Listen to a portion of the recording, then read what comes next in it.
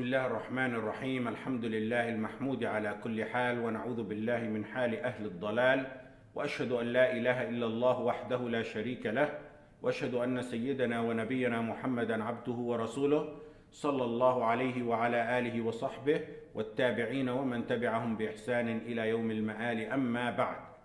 Last week we took approximately 6 main masail with some notes. In the masail we took were of course all pertaining to the khuf and the socks. The first main mas'ala that we took is, do you wipe the upper part of the khuf and socks or the lower part or both of them? Then the second mas'ala we took is, do you wipe over the right khuf, then the left one, or do you wipe over both of them together?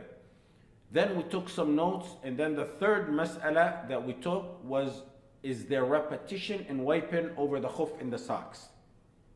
Do we repeat wiping over the khuf and the socks? The fourth mas'ala pertains to the tahara of the khuf, and it's actually two masail under. The first sub-mas'ala is if the origin of the khuf is made from something impure. The second sub-mas'ala under this was if there was some external najasa or impurity that touched or fell upon a khuf or socks. The final mas'ala that we took, the sixth one, it's more of a no, which is to affirm that wiping over the khuf is only when one invalidates his wudu by matters of minor impurity. With that, we completed the explanation of the author's statements pertaining to the khuf and what we added of masail on top of that. Now the author is going to start with the major purification. The matters pertaining to major impurity. Some of what we took in wudu applies here. Some of the masail apply here, and there will be no need to go over that again to save us some time. So the author, rahimahullah ta'ala, said, وَأَمَّا الطَّهَارَةُ الْكُبْرَى فَتَحْتَوِي عَلَى سُنَّةٍ وَوَاجِبٍ وَأَمَّا الطَّهَارَةُ الْكُبْرَى فتحتوي على سنة وواجب والواجب النية وتعميم سائر الجسد وأما الطهارة الكبرى فتحتوي على سنة وواجب الواجب النية وتعميم سائر الجسد وأما الطهارة الكبرى, the major purification, the major ritual purification, it consists of obligatory acts and recommended acts.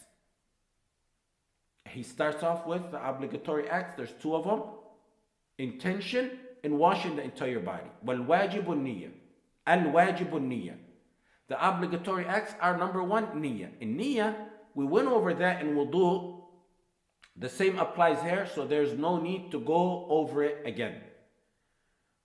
When you're ordered to do something as a wajib or a sunnah, the niyyah makes it ibadah.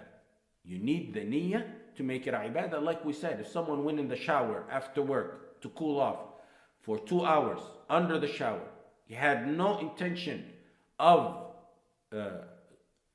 purifying himself from janaba, that would not be a proper ghusl for ibadah purposes. Or someone took a dive to have some fun with no intention of purifying himself from janaba, that would not be sufficient for ibadah. وَالْوَاجِبُ النِّيَّةِ وَتَعْمِيمُ سَائِرِ الْجَسَدِ. So after intention, the second obligatory matter is washing the entire body. We're done with the niyyah. Washing the entire body. وَتَعْمِيمُ سَائِرِ الْجَسَدِ. That means to let the water flow over the entire body. There's an ijma' on this mas'ala, and it was related by San'ani rahimahullah ta'ala.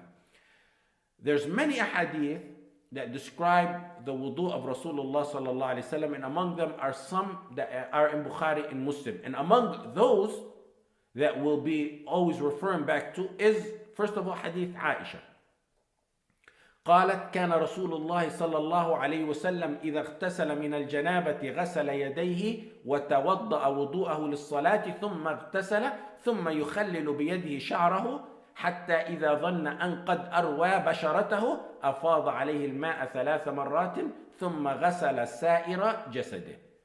Aisha radiallahu anha, describing the wudu of Rasulullah sallallahu alayhi wasallam from janaba, said he washed his hands and then he made wudu like the wudu that he would make for salah. Then he took a bath and permeated or rubbed his hair until he felt the skin of his head has become wet. Then he would pour water 3 times and wash the rest of his body. Another hadith also is that we will be referring to, inshallah, is hadith Maymuna radiallahu anha. قالت وضع رسول الله صلى الله عليه وسلم وضوءا لجنابة فأكفأ بيمينه على شماله مرتين أو 3 ثم غسل فرجه ثم ضرب يده بالأرض أو الحائط مرتين أو 3 ثم مضمض واستنشق وغسل وجهه وذراعيه ثم أفاض على رأسه الماء ثم غسل جسده ثم تنحى فغسل رجليه. قالت فأتيته بخرقة فلم يردها فجعل ينفض بيده. Maymuna radiallahu anha said, when the water was prepared so the Messenger sallallahu alayhi wasallam can make ghusl from the janaba, he poured water with his right hand over his left 2 or 3 times. ثم غسل فرجه ثم ضرب يده بالأرض أو الحائط مرتين أو 3. Then he washed his private parts and then he rubbed his hand on the ground or on the earth or on a wall 2 or 3 times. And then he made wudu. And then he poured water over his head and washed his body. And then he left from that place and he washed his feet. And we'll talk about why that happened, inshallah. The Messenger sallallahu alaihi wasallam was then handed a towel, a cloth to dry himself with. But he didn't take it, and instead he removed the water and the traces of the water on his body with his own hand. Jabir ibn Abdullah was also asked about the ghusl of Rasulullah sallallahu alaihi wasallam. And he said, كان النبي صلى الله عليه وسلم يأخذ 3 أكف ويفيضها على رأسه ثم يفيض على سائر جسده. قال لي الحسن إني رجل كثير الشعر فقلت كان النبي صلى الله عليه وسلم أكثر منك شعرا. Jabir ibn Abdullah was asked about the shower of Rasulullah sallallahu, the ghusl of Rasulullah sallallahu alayhi wasallam. He said the Messenger sallallahu alayhi wasallam would take 3 handfuls of water and then he would pour them over his head and pour more water over his entire body. He was asked by someone, I have a lot of hair on my head. He said the Messenger sallallahu alayhi wasallam had more hair than you.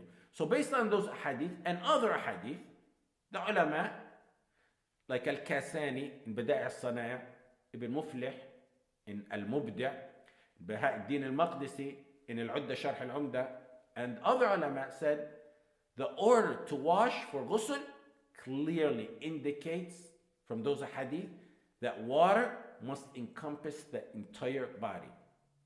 So a person has the proper niyyah to purify himself from janaba. He walks into the present day showers that we have that are coming out of the wall. He lets the water encompass his entire body with water. He walks out, he's good to go for salah. We don't need to go over the issue of madmada and istinshaq because we already took that under wudu, and the same applies here. What we just mentioned was 2 matters: intention and washing the entire body. What does that do? That gives a sifatu ijza. Sifatu ijza. Sifatu ijza is a fiqh term given to a ghusl that contains the necessary, essential, bare minimum one can do. And it's taken from the verse, وَإِن كُنْتُمْ جُنُبًا فَاتَّهَرُوا.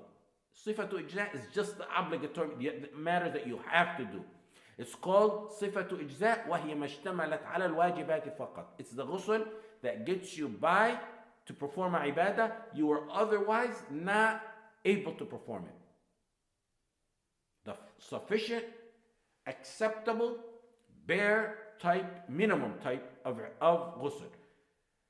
All it is of course the niyyah and letting the water encompass the entire body. Now he's going to start on the second type of ghusl. The second type of ghusl is sifatul kamal. And here's where the author is going to start on that. It's actually the comprehensive ghusl, the more complete ghusl. Sifatul kamal وهي ما اشتملت على الواجبات والسنن. It's doing the obligatory matters with the additions and extras on top of that. The author's statement on mustahabbat of the ghusl starts off with والمستحب والمستحب غسل ما به من أذى والوضوء والغسل ثلاثا والدلك والتيامن والتسمية وتخليل الشعر وغسل قدميه في غير موضعه إذا لم يكن مبلطا. So basically now he's saying these are the mustahabbat of the wudu. What are they?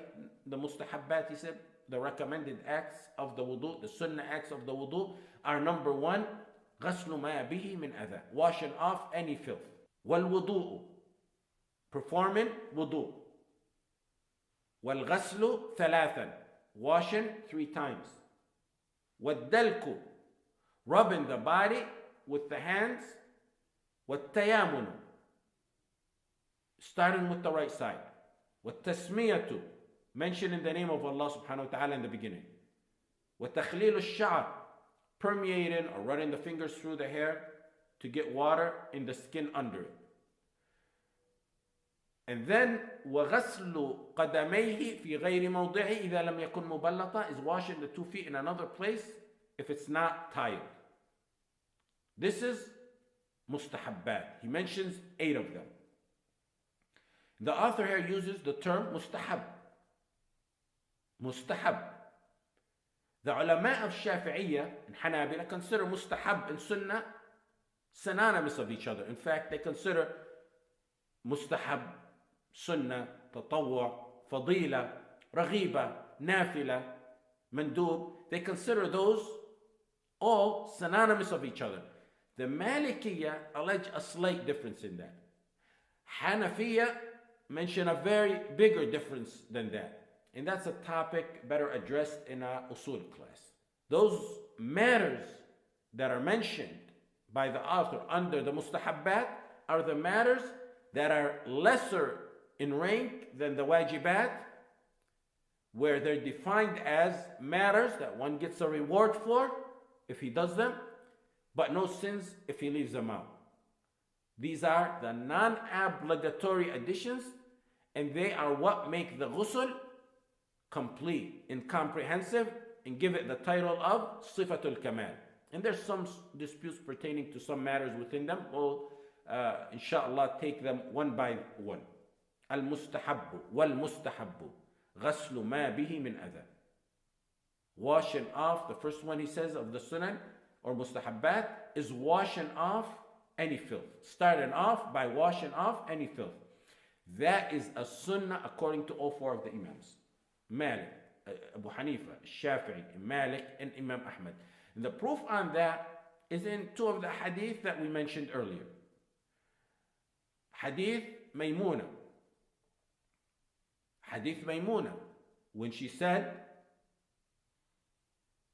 وضع رسول الله صلى الله عليه وسلم وضوءا لجنابه فأكفأ بيمينه على شمال مرتين أو 3 ثم غسل فرجه. That's our point. ثم غسل فرجه. And then he washed his private parts. So he poured water with his right hand over his left 2 or 3 times. And then he washed his private parts. ثم غسل فرجه. Also, hadith Aisha. كان رسول الله صلى الله عليه وسلم إذا اغتسل من الجنابة يبدأ فيغسل يديه ثم يفرغ بيمينه على شماله فيغسل فرجه. فيغسل فرجه. Same thing. That the Messenger صلى الله عليه وسلم, when he took his ghusl from janaba, he started off washing his hands and then he poured water with his right hand on his left hand. Then he washed his private parts. If there's adha, or what's best translated maybe as filth, it should be washed off as the Messenger sallallahu alaihi wasallam did from the start. That's a sunnah. If the adha is dry and it acts as a barrier from the water reaching the flesh, then it must be washed off. It's no longer a sunnah, and we took that issue in the matters of wudu. The second sunnah of wudu that the author mentions is, the second sunnah of the ghusl that the author mentions is wal wudu. The second one of the mustahabbat is wal-wudu. Making wudu before the ghusl bathing. And he said that's sunnah, and there's actually an ijma' related on that. That ijma' is related by Ibn Abdul Barr and An-Nawawi and Ibn Battal. The proof on that is Hadith Maymuna. I told you we're going to be referring to it. ثم توضأ وضوءه للصلاة. Hadith Maymuna رضي الله عنها. ثم توضأ وضوءه للصلاة. Hadith Aisha رضي الله عنها. ثم يتوضأ وضوءه للصلاة. Both of them state that the Messenger sallallahu alaihi wasallam made wudu prior to the ghusl. Now Ibn Hazm al-Zahiri and Dawood al-Zahiri adopted an opinion that against the four imams, and it's that the wudu is wajib. You must do wudu before the ghusl. The four imams responded, said it can be wajib.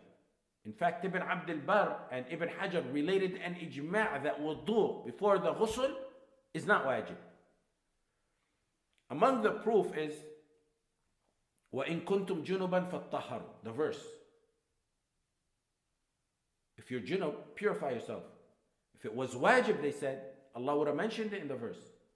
In the hadith in Bukhari, it's a long hadith, where a man was junub, there was no water. And then when they found water, the Messenger sallallahu alaihi wasallam gave a pot full of water to that person, and he said, pour this over your body. اذهب فأفرغه عليك. اذهب فأفرغه عليك.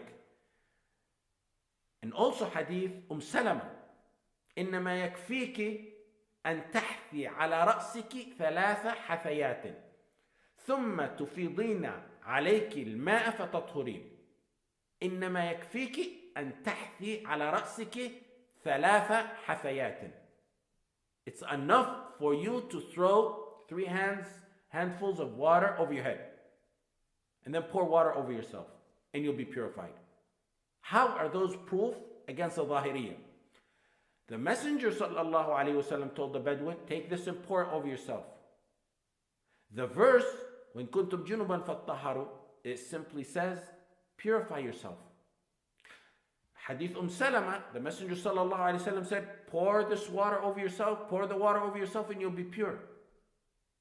The Messenger sallallahu alaihi wasallam did not request that they make wudu in any of those, a hadith or in the verse. In fact, in Hadith Salama, he specifically said, all you have to do, innama, and innama in Arabic is adat hasr. Innama serves as a limitational function. Just pour water over yourself and nothing else. Al-Zahiriyya's proof is from the verse, the same verse. وَإِن كُنْتُمْ جُنُبًا فَطَّهَرُوا. They said, yes, that verse is broad in general, and yes, it didn't specifically say you need to do wudu, but the consistent action of the Rasul sallallahu alayhi wasallam performing wudu before ghusl shows it's wajib. That could be solid had there not been a hadith like the ones we mentioned, where they are clear in mentioning ghusl, and likewise the ayah, they're mentioning the ghusl, yet not requiring wudu before it. The Messenger sallallahu alaihi wasallam would have made it clear in those hadith and would not have delayed it. The next sunnah or mustahab of the wudu is wal-ghaslu thalathan. This may mean washing the hands 3 times or washing the entire body 3 times. And just like we'll take both scenarios, just like we took the scenarios pertaining to the term satir. As to washing the hands 3 times, according to all 4 of the imams, it's sunnah to wash the hands 3 times prior to the ghusl, because of hadith Aisha radiallahu anha, فَبَدَأَ فَغَسَلَ كَفَّيْهِ 3. And then hadith Maymuna radiallahu anha, فَغَسَلَ كَفَّيْهِ مَرَّتَيْنِ أو 3. What about washing the entire body more than once, 2 times or 3 times? We're not talking about encompassing the entire body. If you need to pour water over yourself many times to encompass the body, that's obligatory. You got to make sure your entire body is touched by water. We're talking about someone who finished that, he encompassed his entire body with water, then he's trying to do it a 2nd time and a 3rd time. The first opinion is by the Hanaf or Hanafiya and Shafi'iyya and Hanabila, they said it's mustahab to do repetition in the ghusl. And their proof on that is the hadith. اغتسل من الجنابة فبدأ فغسل كفيه ثلاثا. He washed his hands 3 times when he started the ghusl from janaba. They said, so the rest goes along with it. Then another proof for them, or what they say is proof for them, is a hadith in Sahih Muslim, a hadith in Musnad Ahmad, related by Aisha, describing the ghusl of Rasulullah sallallahu alayhi wasallam, in that he did the wudu in that ghusl 3 times. So what's the point of that? They said in the first hadith, the messenger washed his hands 3 times. In the second hadith, related by Aisha and Musnad Ahmad, he washed his wudu limbs 3 times prior to the ghusl. So then by analogy, by qiyas, the rest of the body follows along and you do it 3 times. And the response is, going 3 times in wudu is established as we mentioned in the past classes. But to do analogy in qiyas, to include ghusl in that is not correct. Because some of the causes for minor purification, for wudu, are not the same causes for major purification in ghusl. So you can do qiyas. And then what's required in one is not required in the other. For example, tartib and muwalat, they're part of wudu, but they're not part of ghusl. So they're different. So just as they're different in their wajibat like that, they're different in their sunnah like this. Just like the sunnah of going 3 times for wudu. They're different in that. And also, the hadith that mentions that the Messenger sallallahu alaihi wasallam went 3 times in his wudu, did his wudu 3 times prior to the ghusl from janaba, that's in Musnad Ahmad, it has some issues in its narration. Some ulama spoke about it. The next proof is hadith in Sunan Abi Dawud. فَإِذَا فَضَلَ فَضْلَةٌ صَبَّهَا عَلَيْهِ. The hadith says, if some water was left over, the Messenger sallallahu alaihi wasallam would pour it upon himself. They said the hadith is talking about what? Leftover unused water. Leftover unused water. That means he completed his ghusl. Because they're saying it's leftover water. What does he do with that water? They said, as in the hadith in Sunan Abu Dawud, he would pour the leftover over himself. And that took place when? After he was done bathing. What does that mean? It means there was a repetition in the ghusl. It had to be counted as the second time because it's left over after he was done. And if he did it more than once, and we can go and do it thrice as well. That statement that they used in that hadith, فَإِذَا فَضَلَ فَضْلَةٌ صَبَّهَا عَلَيْهِ. فَإِذَا فَضَلَ, just the statement of the hadith, فَإِذَا فَضَلَ فَضْلَةٌ صَبَّهَا عَلَيْهِ. That specific sentence is actually not authentic. Why? Because narrators like Malik and Sufyan ibn Uyayna and Ja'far ibn Awn and Waki' ibn al-Jarrah, for a total of 12 narrators, narrated that hadith from Hisham ibn Urwa without the addition فَإِذَا فَضَلَ فَضْلَةٌ صَبَّهَا عَلَيْهِ. That's at the end of the hadith. The second opinion on this matter is the opinion of the Malikiyya, and the opinion of the Hanabila, and the opinion that Ibn Taymiyyah rahimahullah selected, that it's not mustahab to go beyond once in ghusl. Their proof on that is the hadith, or the ahadith, describing the wudu of Rasulullah, the ghusl of Rasulullah sallallahu alayhi wasallam, like hadith Aisha, hadith Maymuna, Salama, and other hadith. They didn't mention going 3 times in the ghusl of janaba. Those ahadith did not indicate he washed his body 3 times or twice. They said some mentioned that he washed his hands more than once, but they didn't mention that he repeated his ghusl more than once, and that's more essential to be mentioned had he sallallahu alayhi wasallam done that. In fact, Bukhari has a chapter named after this. Bab al-ghusl marratan wahida. Bab al-ghusl marratan wahida. The chapter that ghusl is only 1 time. And he mentioned under it Hadith Maymuna, hadith that we mentioned. Ibn Battal commented on that by saying, Maymuna radiallahu anha does not mention a number for the amount of times for ghusl in the hadith. So it's taken to be the least, which is once, and that's the origin to go by. Ibn Rajab al-Sharh for Bukhari, he said, Maymuna radiallahu anha told us the description of the ghusl of Rasulullah sallallahu alaihi wasallam, and she didn't mention that he repeated anything but washing his hands at the start. And that's a doubt, he said, from the narrator, if it was twice or three times. He said that's from the narrator. But as to the ghusl itself, he said, it's mentioned in general with no mention of repetition pertaining to the wudu or ghusl. Since it was not mentioned, and if there's no need for it, it may be considered israf. And Nawawi, rahimahullah ta'ala, related an ijma' that it's deterred from to waste water, even if you're at the shore of an ocean. And Abu Zayd al-Qayrawani said washing water excessively, using water excessively is ghulu and extremism and a bid'ah. We'll start inshallah next week with what dealt because of the salah. Jazakumullahu khayra wa sallallahu ala sayyidina Muhammad wa ala alihi wa sahbihi wa sallam.